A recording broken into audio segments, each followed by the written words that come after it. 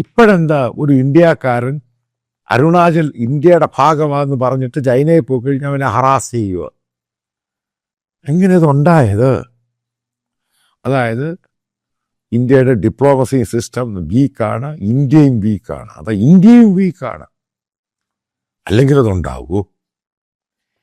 ഇതൊക്കെ പറയുമ്പോൾ ഇന്ത്യയെ മോശമായിട്ട് കാണാൻ വേണ്ടിയല്ല ഈ പറയുന്നത്.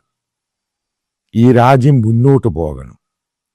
ഈ രാജ്യത്തിനകത്ത് തന്നെ ന്യൂനപക്ഷങ്ങളെ ഇല്ലാതാക്കാൻ വേണ്ടി, നശിപ്പിക്കാൻ വേണ്ടി ഒരു കൂട്ടരിറങ്ങിയിട്ടുണ്ട്. അതിനെ പിന്തുണയ്ക്കുന്ന ഭരണകക്ഷി. അതിനെ ഗ്ലോബലായിട്ട് നമ്മുടെ ഇമേജിന് വന്നിരിക്കുന്ന ടാർണിഷ്. കാരണം പൊളിറ്റിക്കൽ മൈലേജിന് വേണ്ടി ഈ അറ്റാക്കും ഈ പ്രശ്നങ്ങളൊക്കെ ഉണ്ടാക്കുന്നത്. അതുണ്ടാക്കാൻ പോകുന്ന ഇന്റർനാഷണൽ ഡാമേജ് എന്ന് പറയുന്നത് നമ്മൾ ആൻറ്റിസിപ്പേറ്റ് ചെയ്യുന്നതിനും വളരെ വളരെ അങ്ങോട്ട് പോകും.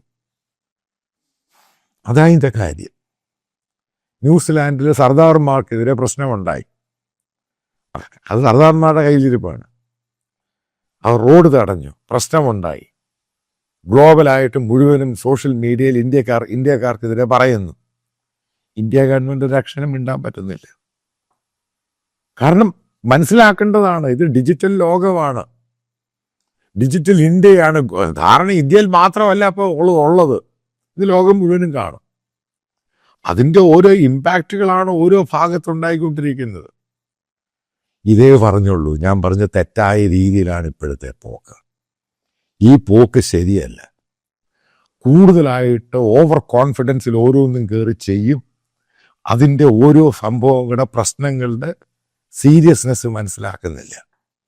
അതാണ് ഈ ബംഗ്ലാദേശ് ഇഷ്യൂ. പാവം പിടിച്ച ഹിന്ദുക്കൾ അവരെന്ത് തെറ്റ് ചെയ്തു? അവനെ വേട്ടയാടുകയാണ് അവിടെ. ഇതൊക്കെ മുൻകൂട്ടി കാണേണ്ടതായിരുന്നു. അതും കാണാൻ പറ്റിയില്ല. അതായത് പൂർണ്ണമായിട്ട് ഇന്റർനാഷണലി ഇന്ത്യയുടെ ഇമേജ് അമേരിക്കയിലും യൂറോപ്യൻ രാജ്യങ്ങളിൽ മാത്രമല്ല പോയത്, നമ്മുടെ അയൽവാസികൾ ഒന്നടങ്ക ശത്രുക്കളുമായി, ചൈനയുമായിട്ടും ബംഗ്ലാദേശുമായിട്ടും പാകിസ്ഥാനുമായിട്ടും.